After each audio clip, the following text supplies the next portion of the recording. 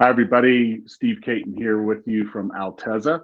Really excited to be doing another one of these business slash thought leader conversations with one of our strategic partners. And today we have David Weaver with us. And David is a coach who comes alongside business leaders and really helps them find that delicate balance between work fulfillment and personal fulfillment. And it is a delicate balance that we have to kind of tread in that conversation. And so I'm like so looking forward to this conversation.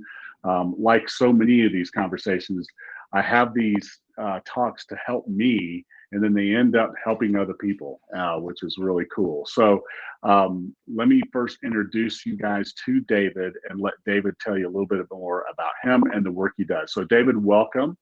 So glad that you're here. Please say hi to the audience and tell us about you a little bit and what you do. Sure. Thanks so much for having me, Steve. Like I said, my name is David, and I'm a dad, husband. I've been married 15 years. I have two little girls, and adventurer. I love spending time outside in the woods, doing all kinds of fun things. And then a coach. So I work with business owners and helping them really create a life that they love and a business that they love at the same time. That's awesome. I love that. A life that they love and a business that they love. And those things are not mutually exclusive, are they? No. Yeah.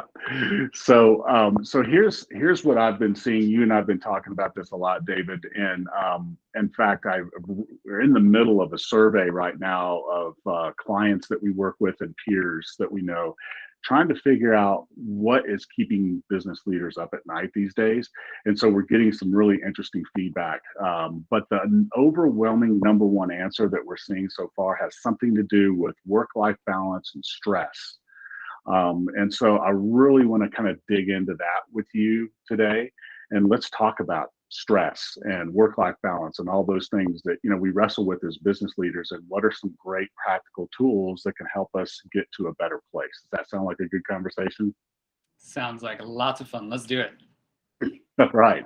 Awesome. Well, let me just start with the really obvious question. Well, maybe it's not obvious. I don't know. It was to me, but when you and I started talking about this, the first question I had for you, David, was what do you see as you're coaching business leaders of all shapes and sizes and stripes and colors? What is like the most common root cause of the stress that we deal with day in and day out? It's that we are getting in our own way. So we have a couple things going on. We have our automatic responses that are just happening in our head all the time. So for example, we tell a story, and we are story making machines. That's just how our brains work. So like we create whatever story that we want, and a lot of times something happens, and then we make up a story about it, and then that becomes a pattern, and so then it gets repeated over and over and over again. And so if we're not aware of that, then it becomes really hard to change that, because we don't even know what's going on. It's just happening all the time. And so a lot of our stress is coming from these automatic responses that we have acquired somewhere along the way over the course of our life. Okay, so I immediately, when you talk about that story that we tell ourselves, I think of the biggest one for me, and I know, gosh, I feel like I talk to a lot of people that feel the same way, which is, I hope nobody figures out that I'm really not that smart or I'm really not that good. Mhm. And so, and those are that I think that's rooted that kind of question or belief in my mind is rooted in stories that happened many, many years ago where something didn't go the way I expected to, or had a bad experience with a date with a girl I was dating or whatever it is, right? But talk about that a little bit more. Talk about like specific stories that we tell ourselves and where those come from. Yeah, they come from all sorts of different places. So there's not like a specific thing and be like, oh, that came from that, because we're all different and we all have a different experience. But that's the key, is that we get to create the experience that we're having. So everything is neutral until we give it meaning. So like Okay. something happens, like whatever, a car, I use this example all the time. It's so obvious, but a car cuts you off. Okay. Automatic response. I'm mad. That person, how could they do that? What are they like? How rude? Or I can give it a totally different meaning. I can be like, oh wow, I bet that person is like really in a hurry and they need some extra grace today. That's perfect. Like both of the stories are completely legitimate. And we have no idea which one's true, but we get to make up whatever story we want. So we could choose the story that serves us. And that's the huge thing, that once you like that light bulb goes on and you're like, oh, like I get to decide how I think about this thing, whatever it is, anything. And then that's a huge source of where stress comes from. You can choose something different. So like I had a client and we were working through some stuff, and through this stuff, which we like look at the limiting beliefs and everything, because that's where a lot of those automatic stories are happening, is in our limiting beliefs. Like, what if somebody finds out I'm a fraud? That would be a limiting belief. And she realizes that a lot of the relationship stuff that she's had in her life was because of something that happened a long time ago in her childhood with her mom. And she actually hadn't talked to her mom for 10 years. And so we're digging through this stuff, and we realize this, and we go through a process that I have to help people kind of uncover that. And then she gets a call from her mom that week. And her mom is like, hey, I'm in the hospital. And so she decided right there that she was going to choose something different moving forward. And she got to eliminate a huge amount of stress for her. She eliminated a huge amount of stress for her mom, because she allowed her to not feel guilty about that anymore. And then all of the people that she's now talking to at work, and her employees and everything, she has improved her communication and relationship with them, all because she recognized a story she was telling and decided to tell something different. Wow.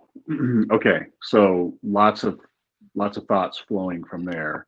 And trying to think about where do we go within the time that we have here. But so here's a couple questions. One would be, and I know it's more complicated than just, oh, here's 3 easy steps to doing that. But what is the key to being able to make that mental flip that you just described, from going from I'm frustrated about something, I'm mad at this person, I feel bad about myself, to seeing a more positive illustration in our minds? What's the key to doing that?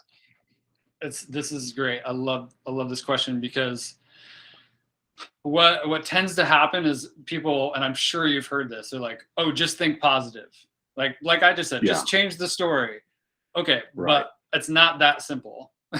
It may be sometimes, but it's not that simple.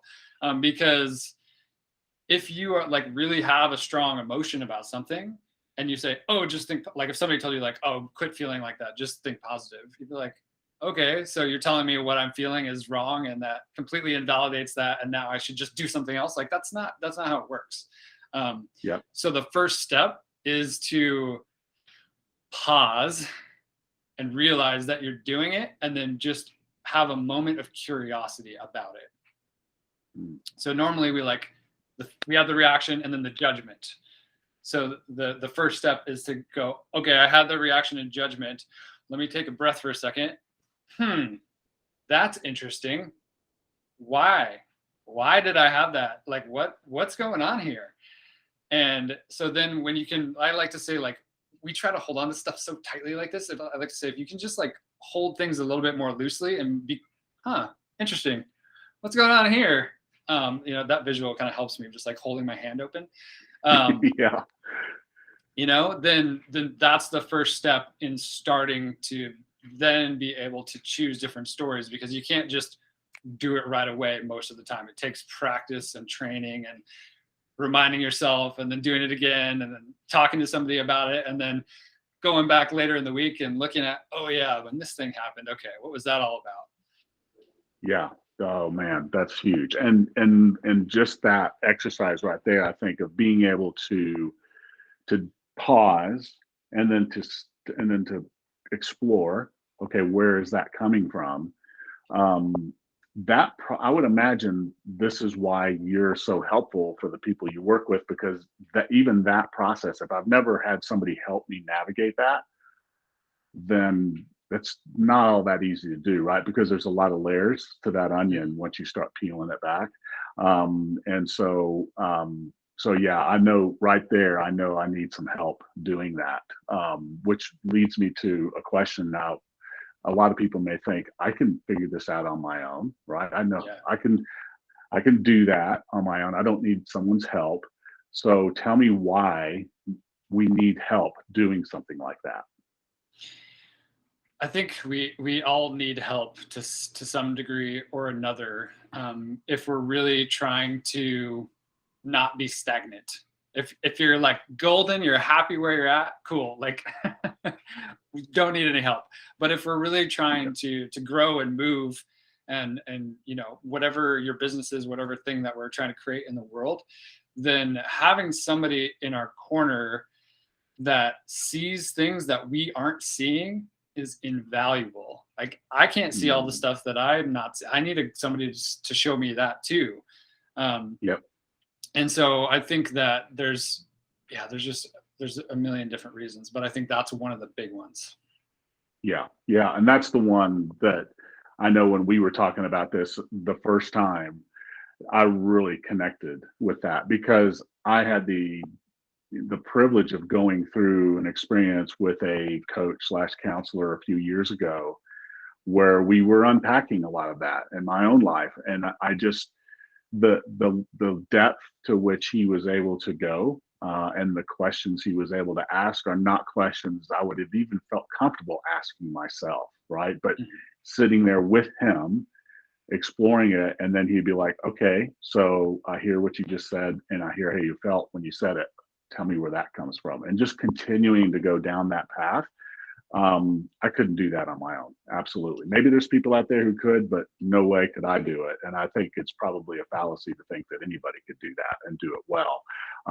So I 100% agree with what you're saying. Having somebody help you do that, and who's in your corner and who's safe is so important. Yeah, and I think the one other big thing, and if we're just talking about coaching here, because we kind of are, but the big difference between a coach or like even a mentor, maybe, is that there's not usually people in our life, unless you have a real good friend that's like calling you out. And we actually say calling you up because we're like, hey, Yeah. Yeah. like look, from love, I see this thing, let's address it, because we can bring you up from there, and there's just not a lot of people in our regular life that want to do that, or that are kind of have that role to really help us grow. Yeah, no, 100%. And even your closest friends who might be able to do that may not feel the freedom to do that. It's a scary thing, right, for some people to Yeah. go there with their friends. Um, so the other kind of obvious question that flowed from me as we were having this conversation the first time was, okay, I see how this really helps in a personal context, but you're clearly blending this with a business and professional context. So talk about that. Why do we need to see it in both lights instead of just seeing this as a personal thing I need to work on? Yeah, because man, who you are being is everything. It's absolutely everything. So, and if you're not familiar with this concept, there's like doing and being. And a lot of the time, we're really, really focused on what we're doing all the time. Mhm. Like, okay, what's the next objective? How am I going to put this marketing plan in place? What's this thing over here? But who you're showing up as while you are doing all of these things makes the difference, makes the biggest difference in anything in your life. And it doesn't matter if you're in business or personal, because if you show up as like fully alive Steve on this call with a potential client, they're going to be like, man, I like Steve. I want to be around him. Of course, I'm going to hire Steve. Right. But you could do that same Yeah. and be like, oh man, I'm really tired and stressed out. And I really hope I get to get this, gotta make this sale today. And like that energy is felt and shared. And so it just carries over into everything. And I think if we spend time focusing on who we are being, then everything else is so much easier. Yeah. Yeah. 100%. And I love, David, that you put it in a sales context because I was going to ask you to do that, but you just did it. So thank you for doing that because, on this show. I don't know what the heck to call it, right? But on these conversations, we're talking to people who are in sales, we're talking to our sales team, and we're talking to the business owners who are selling, their product or service. And so this is so important. And I've lived that. I've lived that. I think I'm in a much healthier place as a person representing my brand when I show up, like you said, in a really positive manner, and I'm not dealing with underlying stress, because that underlying stress, I think, and you can speak to this, David, better than I can, but I've always felt like our intent and our underlying kind of posture comes through to the person on the other end of the phone or the video call or whatever, whether we know it or not, they can discern it. Is that right? Yes. And some people are a lot more sensitive to that than other people, but it's definitely felt and experienced, and you even can tell, like, even someone like me, when I know this stuff, and sometimes you do have a lower energy day, versus like when you have that, like, you can connect, you can really hear and listen to the other person. And if you go into it with like, how can I serve this person and connect with them, and then you're not thinking about all of that other stuff, your chances are like infinitely better that's going to result in a sale. Yeah, absolutely, 100%. Well, so when you think about timing for this kind of a conversation and this kind of work that someone could do with you or someone like you, when is the best time to do it, and what are maybe some of the signs that we should be looking for that would suggest it's time to get busy doing this work? Yeah, I would say that there's a couple different things. If you're in a place where you're like, yeah, I'm doing pretty good, things are going pretty great, I'm pretty happy with most things, then maybe that's like the time where you're like, okay, I'm gonna roll with this a little bit. But that being said, if you really want to continue to expand your growth and progress, then now is a good time. But also, like, the people that I typically most often start working with me is when they're just feeling like, okay, something has to change. This is not working. This is not sustainable. I feel stuck and overwhelmed, and I can't keep doing this because this is not working. And so that's definitely a telltale sign. Okay, get some help now, and don't be afraid to ask for help. We have this weird thing, and back in my first business that I ran in the health and fitness world, I'd have people, they'd be like, oh yeah, I need to get in shape first before I come see you. I was like, what? Really? Or we could like start right now, and I could help you get there the most fast, efficient, safe, smart way possible. And like, or that's an option.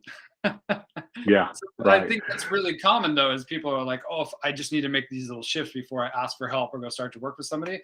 But I'd say, like, don't worry about that. That's what they're there for. They're there to help you get out of that as quickly as possible and go in the direction that you want to go. Yeah, I love that.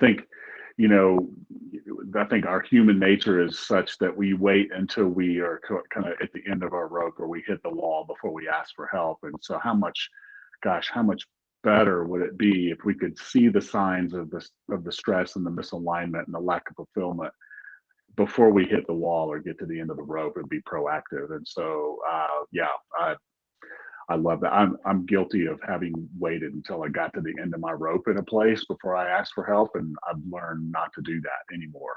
You do that a couple times, and you realize, yep, let me try to get ahead of it next time. Yeah. No, Totally. yeah. So David, tell us how, if someone's watching this and they're like, man, I need help. I want to talk to David to unpack this a little bit. How do people connect with you and get in touch with you, and just talk a little bit about what the beginning of that journey looks like once they do that?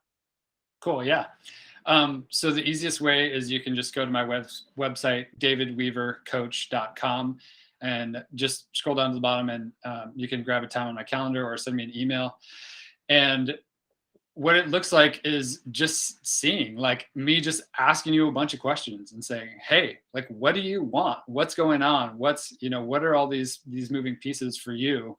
And at the very least, you would walk away with having some clarity from that call about like what direction you want to go, even if that's not to work with me, because my goal isn't to have every single person work with me. It's to make sure that it's a good fit and that I really can help the person sitting in front of me.